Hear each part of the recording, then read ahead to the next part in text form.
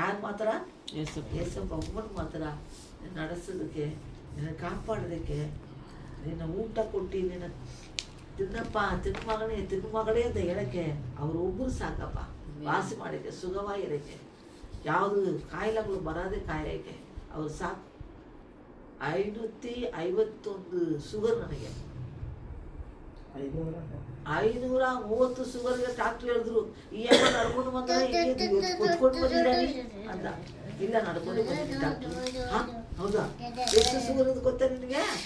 530. ಹೌದಾ? ಈಗ 550 ಮೇಲೆ ಆಯಿತು.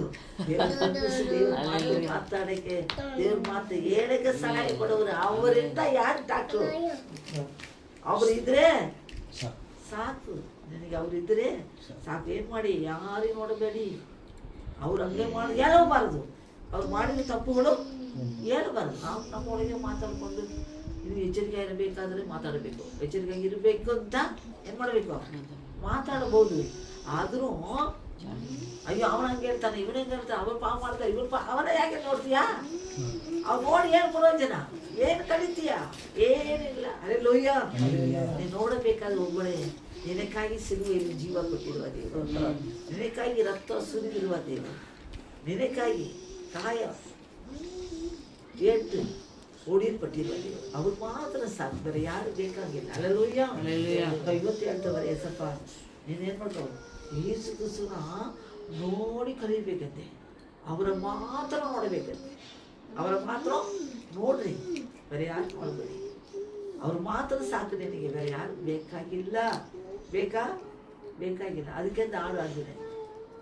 ತಂದೆಯೂ ತಾಯು ನನಗೆ ಇಲ್ಲ, ಅಣ್ಣ ತಮ್ಮ ತಂಗ ಇದರು ನನಗೇನು ಇಲ್ಲ. ಅದೊಂದು ಸಾಕಾಗಿದೆ. ಅಪ್ಪಾವು ಅಮ್ಮಾವು எனக்கு இல்லை, அண்ணன் தம்பி சொத்து சுகம் இருந்தும் சுகம் இல்லை, எனக்கு சுகம் இல்லை. அல்லேலூயா. ಯಾರು ಇದ್ರು ಸುಖ ಕೊಡುವರು ಯಾರು? ಇರಬಹುದು. 5 ನಿಮಿಷ 10 ನಿಮಿಷ ಇರಬಹುದು. ಅವರಿದ್ರೆ ಸಂತೋಷ, ಇವರಿದ್ರೆ ಸಂತೋಷ ಅಂತ. ಅವ್ರು ಹೋದ್ರೆ ಎಸಪ್ಪ ಹೇಳ್ತಾರೆ, ಇವತ್ತು ನಾಳೆ ಯಾವತ್ತು ನಿನ್ನ ಬಿಟ್ಟು ನಾನು ಆಗಲ್ಲ, ನಿನ್ನ ಬಿಟ್ಟು ನಾನು ಹೋಗಲ್ಲ.